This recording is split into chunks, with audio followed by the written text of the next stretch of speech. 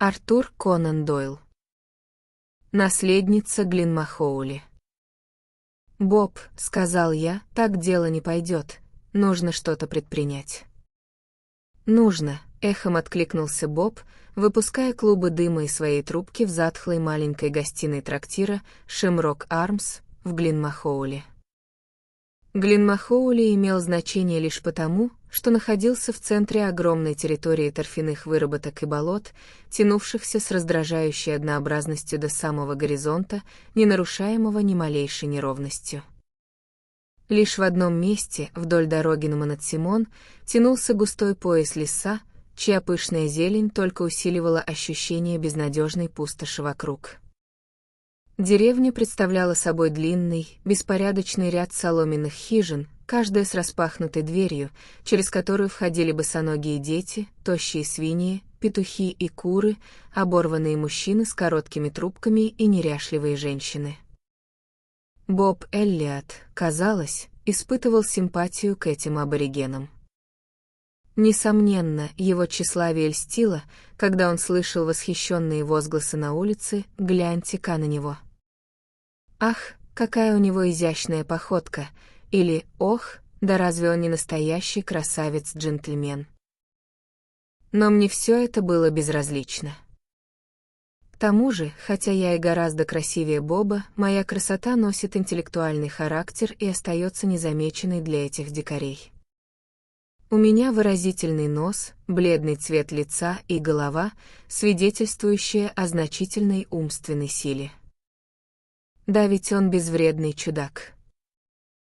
Это было самое мягкое из их нелепых суждений обо мне. Мы пробыли в этом варварском месте около недели. Боб и я были двоюродными братьями, и дальняя родственница, которую никто из нас никогда не видел, завещала каждому небольшое имущество на Западе. Разбор дел, связанный с этим наследством, и необходимость советоваться с педантичным деревенским поверенным старушки удерживали нас в Шемрок Армс и грозили оставить еще на неделю в этом малоприятном убежище, если только мы сумеем пережить скуку столь долгого пребывания. «Что же нам делать?» Снова простонал Боб. «Где же Пендлтон?» «Давай позовем Пендлтона и немного позабавимся за его счет», — предложил я, пытаясь оживить разговор. Пендлтон был нашим соседом по гостинице, тихий молодой человек с художественными наклонностями, любивший уединенные прогулки. Все наши попытки разговорить его не дали никакого результата. Он не объяснял, зачем приехал в Глинмахоули, разве что унылые болота соответствовали его мизантропическому складу. «Бесполезно», — сказал мой спутник. Он мрачен, как надгробие, и застенчив, как девушка. Никогда не встречал такого человека. Я звал его утром пойти со мной, когда ты писал письмо, чтобы вместе немного пошутить с двумя девушками в лавке. Против ирландок нужна поддержка, знаешь ли, но он весь покраснел и ни за что не согласился. «Нет, дамский угодник из него не выйдет», — заметил я, поправляя галстук перед запыленным зеркалом и отрабатывая выражение, которое всегда производит впечатление на слабый пол, взгляд с легким налетом скрытой скорби и презрения к обыденности. «Может быть, он все же зайдет и сыграет с нами в вист». «Нет, он никогда не берет карты в руки». «Слабак!» — воскликнул я. «Тогда позовем хозяина, Боб, и спросим, нет ли тут чего интересного». Это показалось самым разумным решением, и мы поспешно отправили посыльного за Деннисом О'Киффом, нашим достойным хозяином. Позвольте заметить, пока он шаркает вверх по лестнице в стоптанных туфлях, что я, Джон Верикер, адвокат, которого считают человеком с будущим, хотя за 4 года практики я поднялся не так уж высоко. Несколько дел в окружных судах я все же вел, так что механизм законом не знаком, хотя личной выгоды от этого было немного. О'Кифф оказался настоящим образцом кельта: веснушчатое лицо, жесткие волосы, проницательные серые глаза и глубокий, богатый голос. «Доброе утро вам, господа», — произнес он, входя. Его большие плоские ступни и неуклюжая походка придавали ему вид медвежьей поступи. «Что угодно вашим милостям сегодня?»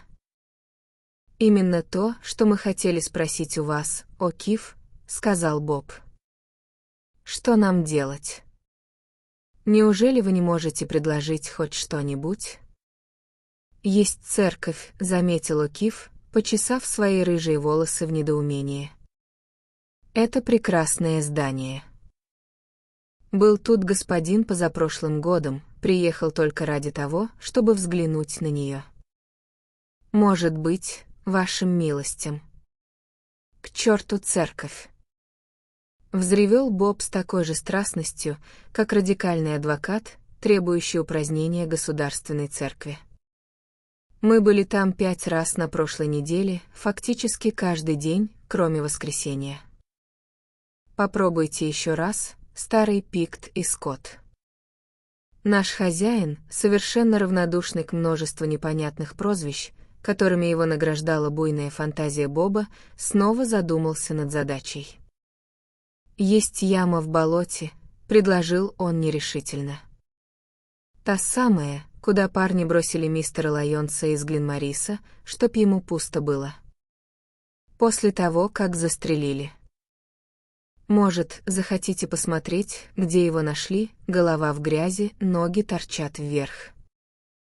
Ах, это было радостное зрелище, господа, для крестьян, что горбатились и страдали, а он явился с грязным снижением ренты на 5,20% и разослал уведомления тем, кто не мог платить. Можете взять еду, или мальчишка принесет, и устроить пикник у той ямы. Перспектива заманчиво звучит, заметил я, но, по-моему, слишком велик риск, что мирные земледельцы решат посадить в болото еще парочку саксов вверх ногами. Я отвергаю это предложение. «А что это за деревья на востоке?» — спросил Боб. «Там ведь должно быть что-то интересное». «Это частные владения. Земля семьи Клэрмонт.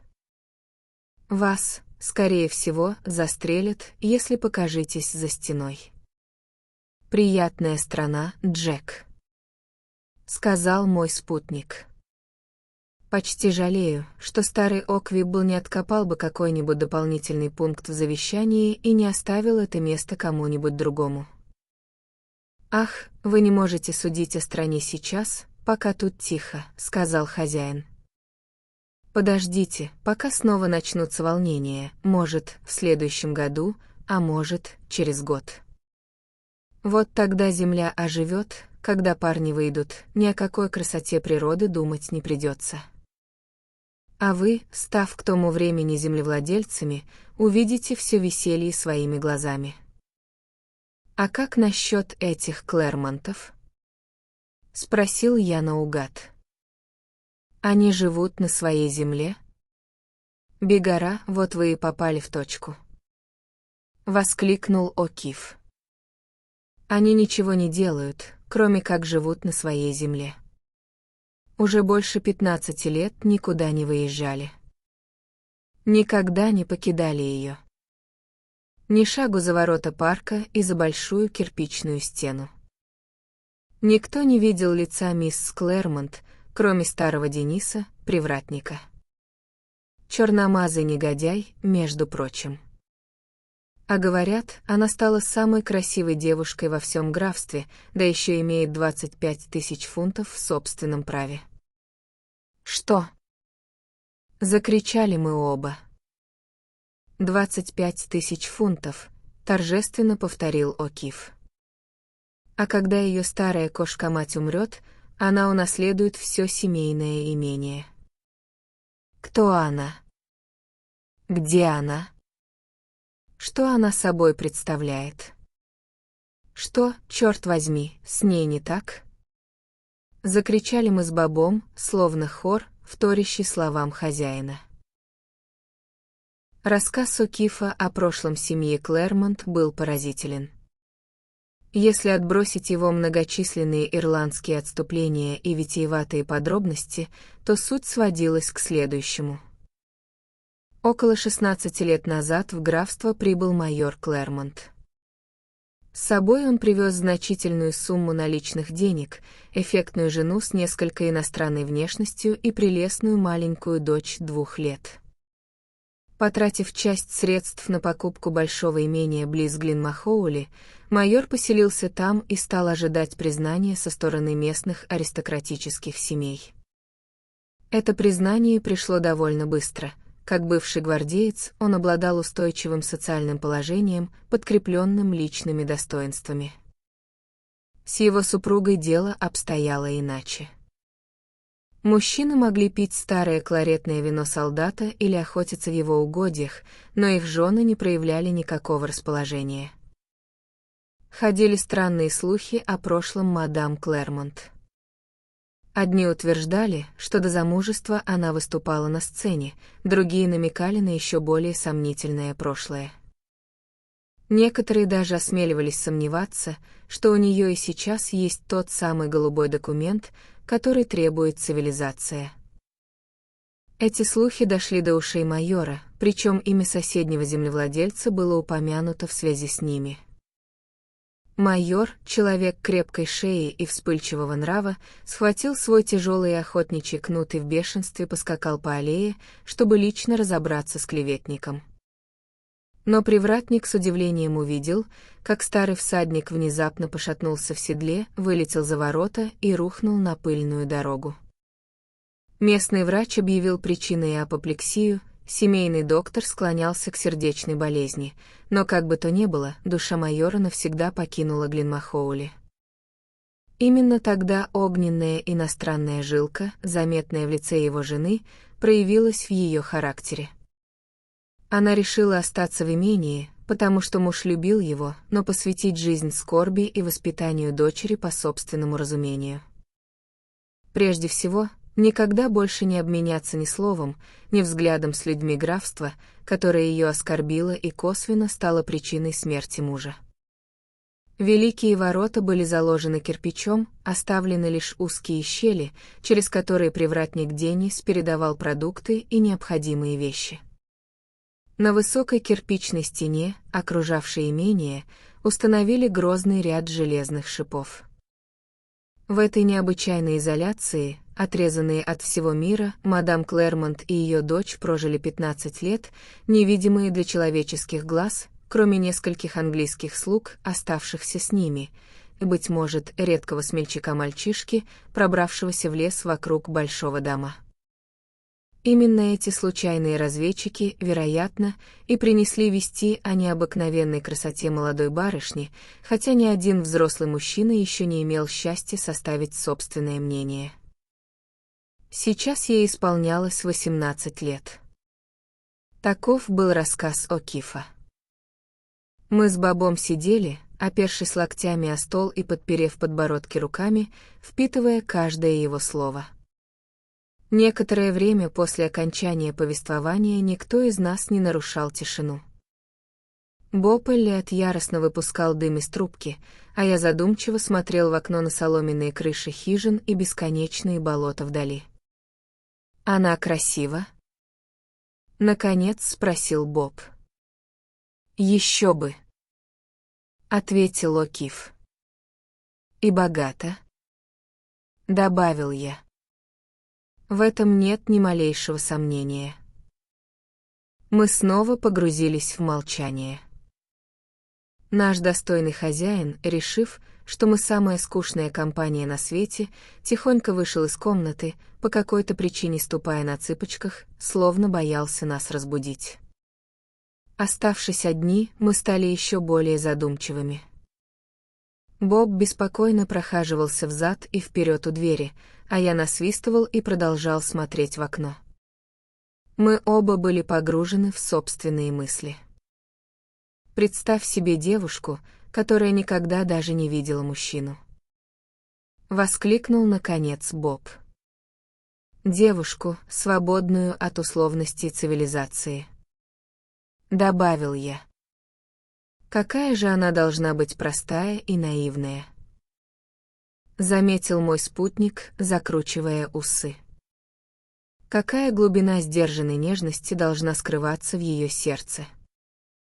Произнес я, бросив свой корсарский взгляд, полный дремлющей страсти.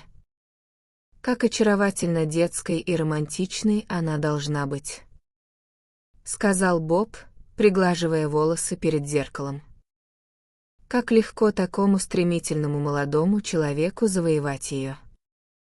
Добавил я, улыбаясь собственному отражению поверх плеча Боба. Любопытно, что остаток дня, хотя никаких развлечений так и не подвернулось, прошел без жалоб на скуку в Глинмахоуле.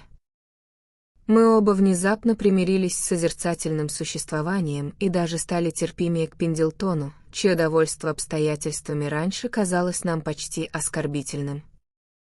Он появился к ужину с альбомом для набросков и в грязных от болот сапогах и выглядел так, словно находился среди самых живописных пейзажей мира.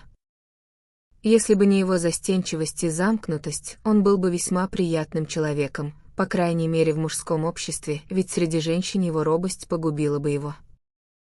Он был высоким, стройным, светловолосым и довольно привлекательным юношей, определенно красивее Боба.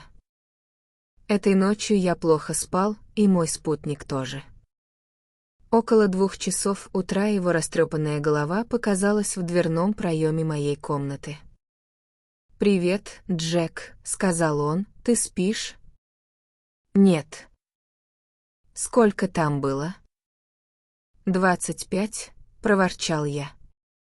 «Я думал, 20». «Спасибо». «Спокойной ночи». «Спокойной ночи». И голова исчезла, словно призрак из Макбета.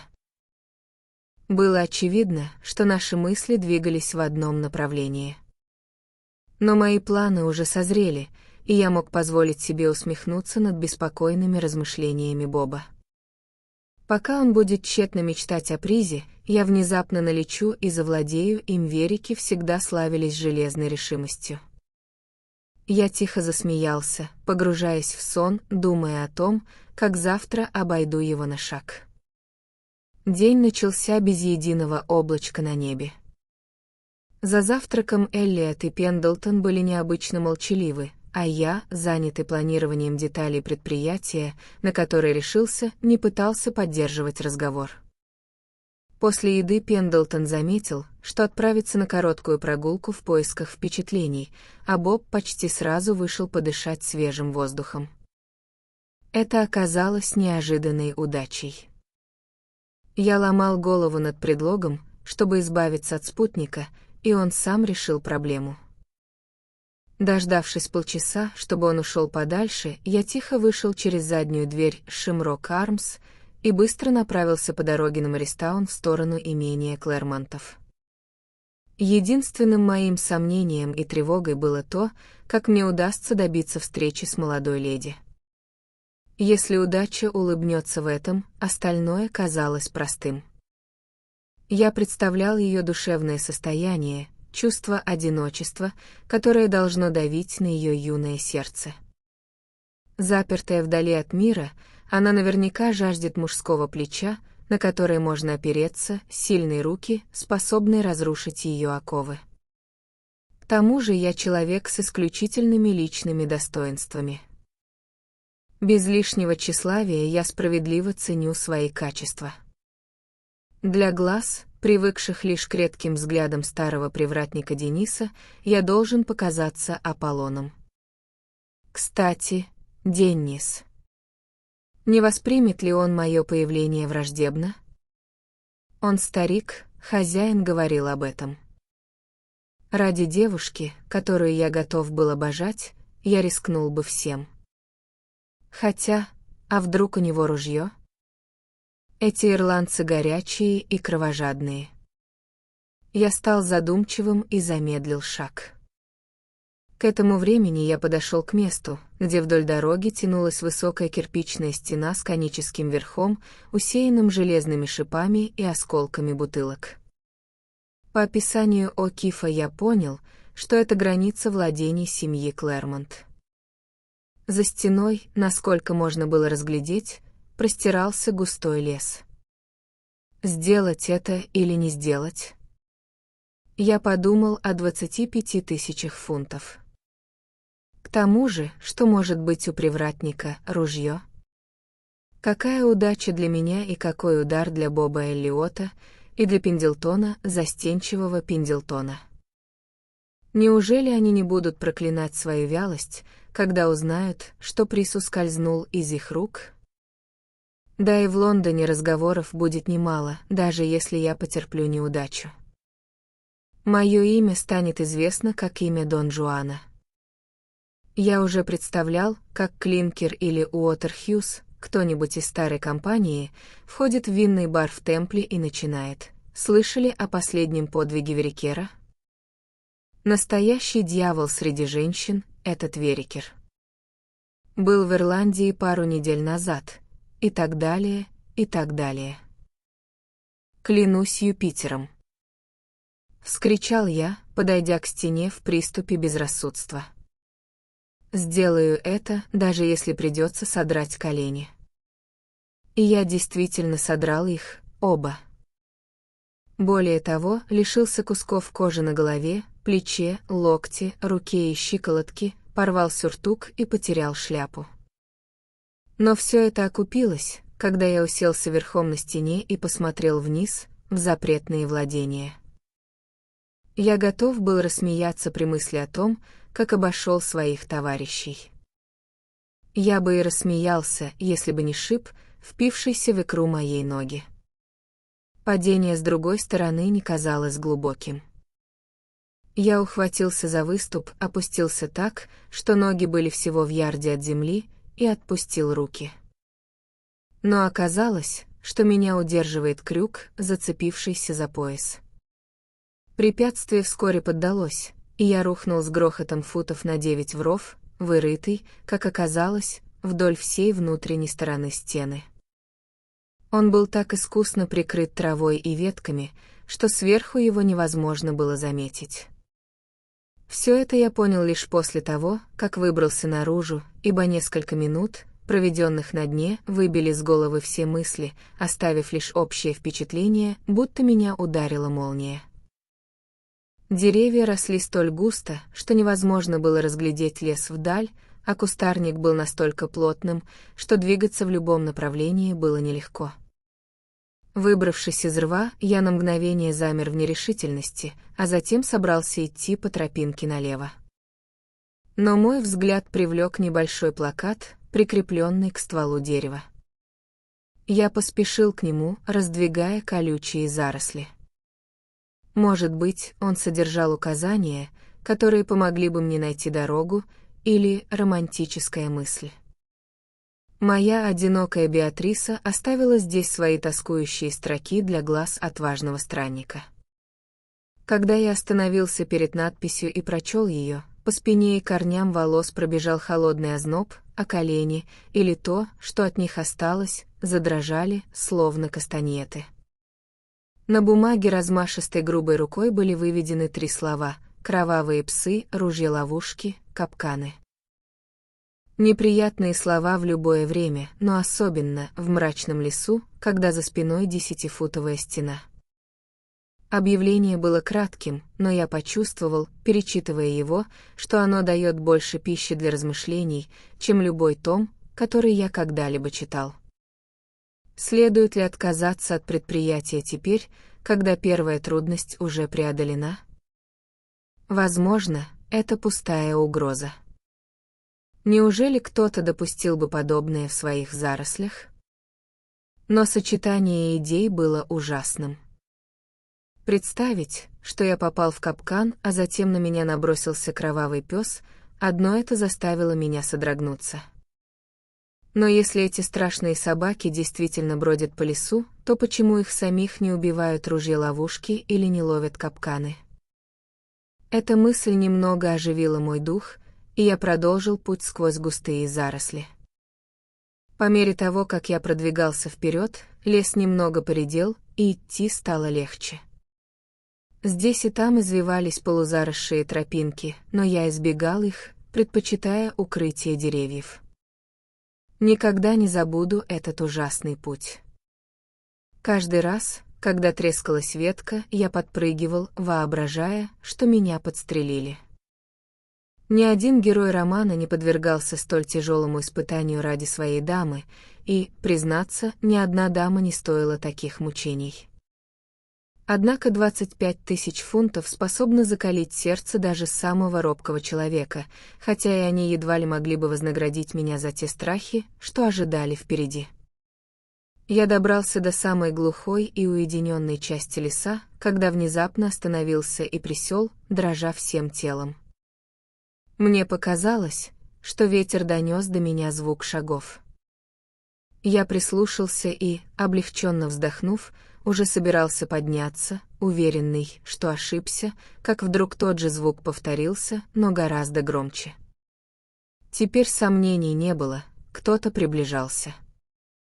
Я лег ничком среди колючих кустов, надеясь остаться незамеченным. Шаги становились все ближе и ближе. Это были шаги мужчины, но осторожные, приглушенные, словно он тоже избегал быть замеченным. Неужели какой-то разбойник заметил меня и теперь выслеживает, как охотник выслеживает оленя? Он подходил все ближе. Я слышал, как листья шуршали, когда он их задевал. Казалось, я различал даже его дыхание. Еще ближе, и вот уже совсем рядом. В следующую секунду кусты передо мной раздвинулись, и человек буквально наткнулся на меня. Я вскочил на ноги, а он отшатнулся с криком. Голос показался знакомым, и фигура тоже. Неужели? Да, сомнений быть не могло, передо мной стоял мистер Роберт Эллиот из Линкольн-Инн. Но как же изменился он? Его элегантный сюртук был изорван и покрыт грязью. Аристократическое лицо перепачкано пылью и исполосовано царапинами от кустов. Шляпа превратилась в жалкие лохмотья. Лишь цепочка от часов и запонки на рубашке выделялись как островки респектабельности среди пустыни разорения. «Боб!» — воскликнул я. Прошло несколько мгновений, прежде чем на его лице появилось хоть какое-то выражение узнавания. Затем постепенно в глазах проступила тень улыбки, которая все ширилась, пока он не разразился громким смехом. «Верикер, клянусь Юпитером!» — закричал он. «Что ты с собой сделал?»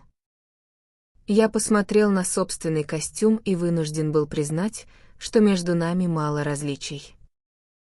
После стены, рва, кустарника и колючек едва ли осталась хоть одна вещь, пригодная для нас. Мы оба походили скорее на пару пугал, бродящих в поисках работы, чем на двух видных членов младшей коллегии адвокатов. «Что ты здесь делаешь, Эллиот?» — спросил я. «Исследую», — ответил он уклончиво. «А ты?» «Исследую». «Нет, к черту, зачем нам притворяться, Боб? Ты прекрасно знаешь, что пришел ради той девушки». Мой спутник смутился. «Ну, полагаю, ты сделал то же самое», — сказал он. «Разумеется». Какими же глупцами мы были, пытаясь обмануть друг друга. Если бы держались вместе, возможно, не попали бы в такую передрягу. Уверен, я бы никогда не свалился в этот проклятый ров, если бы видел, как ты туда угодил, сказал Боб с досадой. Ах, так ты тоже угодил в ров? Заметил я, впервые ощутив тень удовлетворения с тех пор, как покинул гостеприимный дом О'Кифа. Да, простонал Боб. Кажется, я прошел через все испытания.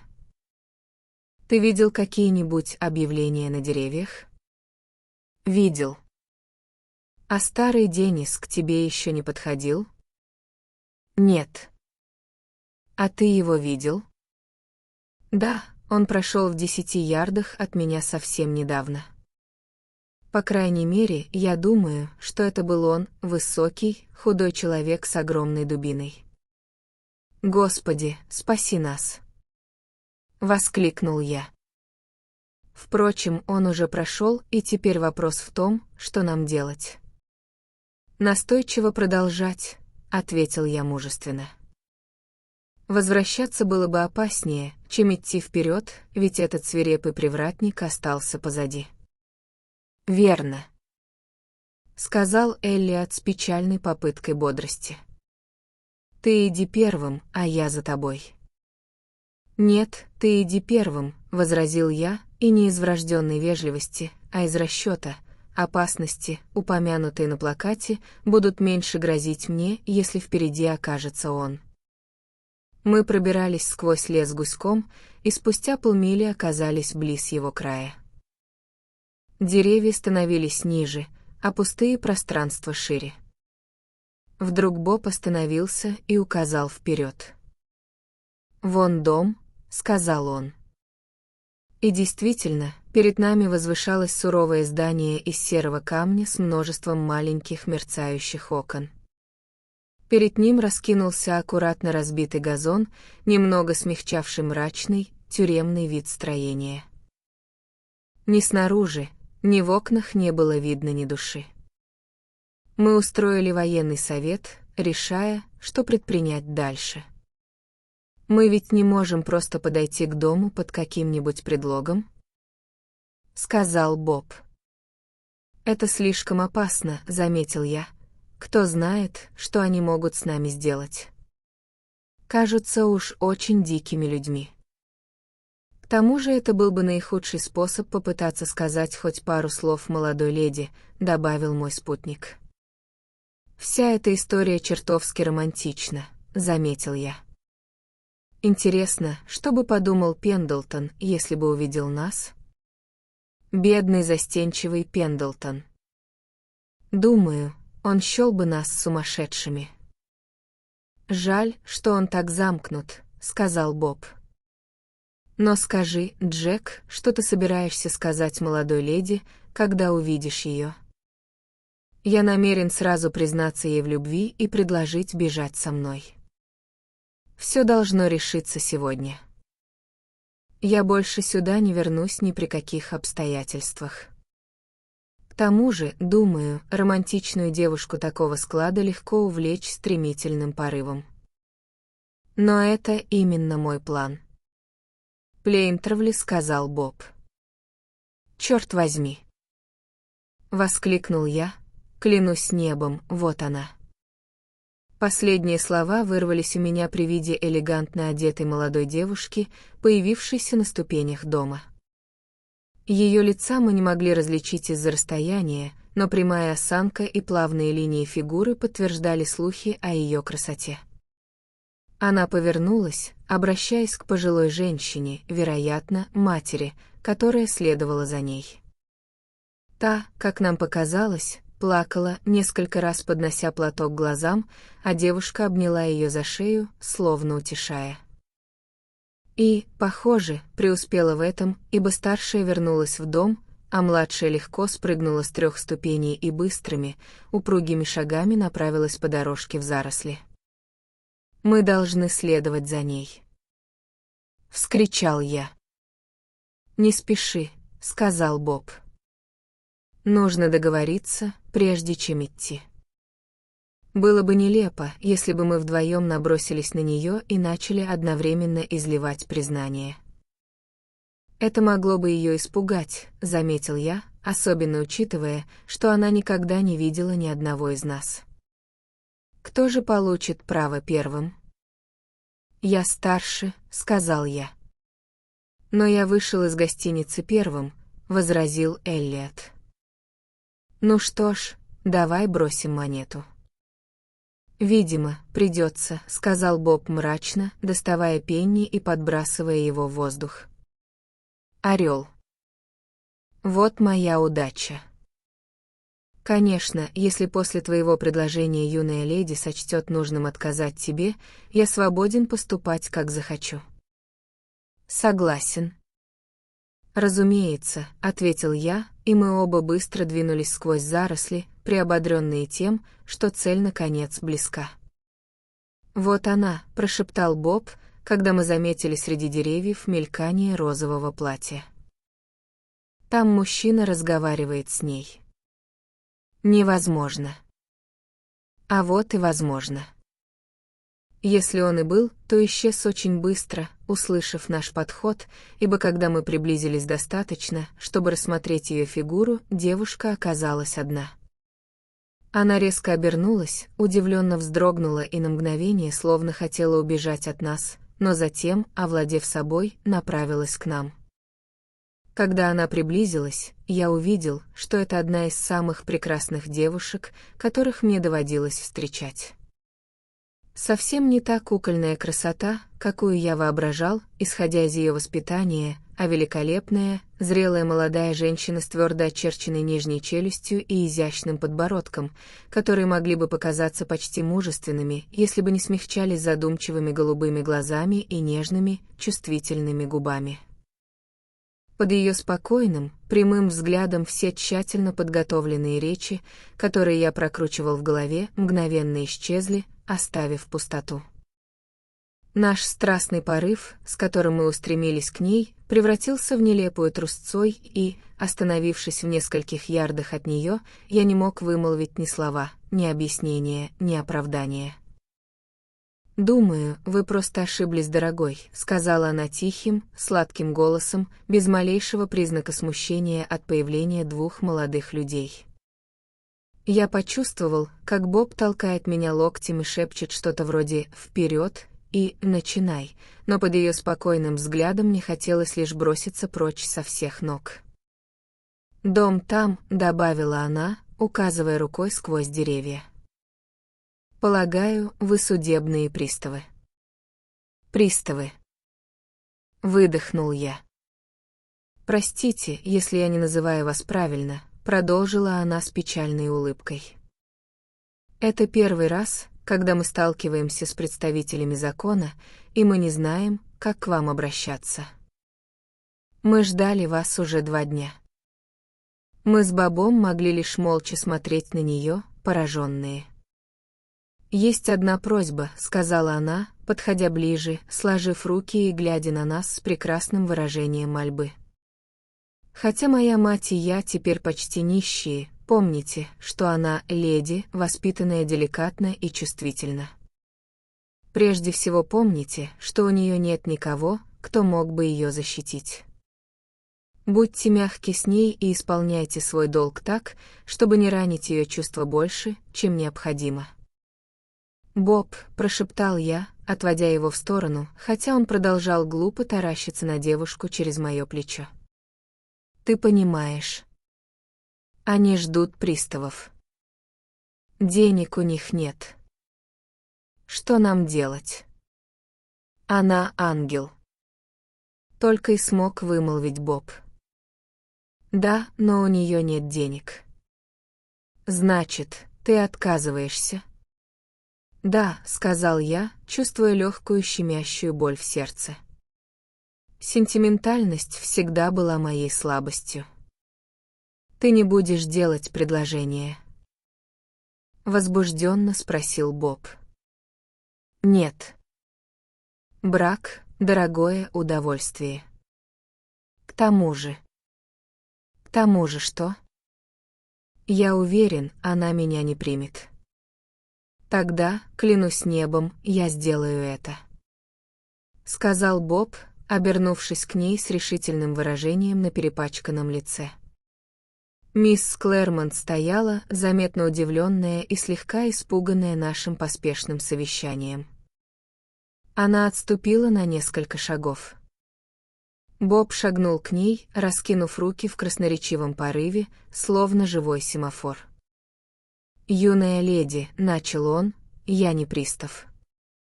Я принадлежу к другой, более высокой ветви юридической профессии.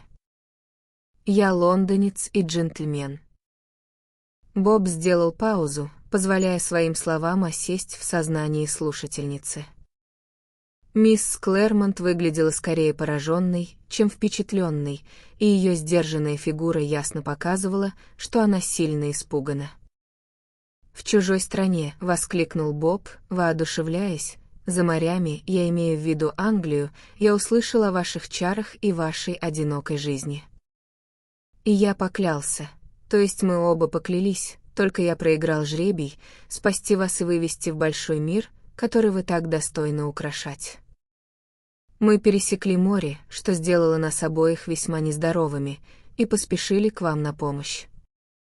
Мы взобрались на вашу негостеприимную стену, если сомневаетесь, то найдете кусок рукава моего сюртука на одном из ее шипов.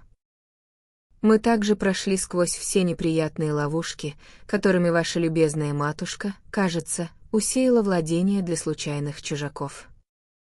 «Дорогая девушка», — продолжал Боб, приближаясь с глупой ухмылкой, которую он, вероятно, считал соблазнительной улыбкой, — «бегите со мной. Будьте моей. Разделите со мной свободную жизнь адвоката. Скажите, что отвечаете взаимностью на любовь, переполняющую мое сердце, скажите это». При этих словах Боб положил руку на дыру в жилете и принял драматическую позу. Во время этой странной речи юная леди постепенно отступала от нас, а в конце ее прорвал веселый смех. «Эдвард!» — воскликнула она. «Нет. Иди сюда». Это слишком нелепо, я даже не знаю, что им сказать. На ее зов из-за дерева, где он прятался, вышел мужчина и поспешил к ней. Представьте наше оцепенение и полное изумление, когда мы узнали в нем Пендлтона, нашего тихого соседа по гостинице. «Не бойся, дорогая», — сказал он, обнимая ее тонкую талию, к явному и громкому возмущению Боба. «Господа, я понимаю романтические побуждения, которые привели вас сюда, но вы увидите их тщетность, когда я скажу вам, что эта леди — моя жена». «Ваша кто?» — закричали мы с Бобом хором. «Моя законная жена». Вы первые, кто узнал нашу тайну, хотя миссис Клэрмонт должна узнать ее сегодня. Неважно, как мы встретились и поженились, достаточно того, что это так. Сегодня наступила та самая разруха, которую я давно предвидел.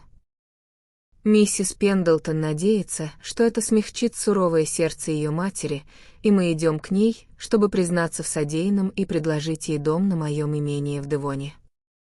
Вы понимаете, господа, что столь деликатное дело должно быть решено без промедления и без вмешательства. Поэтому прошу простить нас за то, что не можем проводить вас. Однако если вы пойдете по той тропинке налево, то вскоре окажетесь у границы. А теперь, господа, моя жена и я желаем вам доброго утра». С этими словами он предложил молодой леди руку, и они вместе направились к дому. Сколько времени мы с Бобом стояли, глядя им вслед и друг на друга, мы так и не смогли определить. Потом мы угрюмо побрели по указанной тропинке, и после нескольких гимнастических упражнений снова оказались на дороге. Боб весь день был склонен к сентиментальности.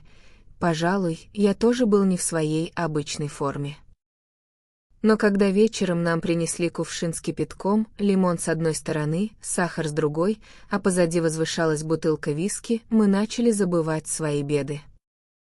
И я сомневаюсь, что О'Кифф, присоединившийся к нам, мог бы догадаться о бурных событиях, произошедших после того, как он рассказал нам историю семьи Клэрмонт накануне.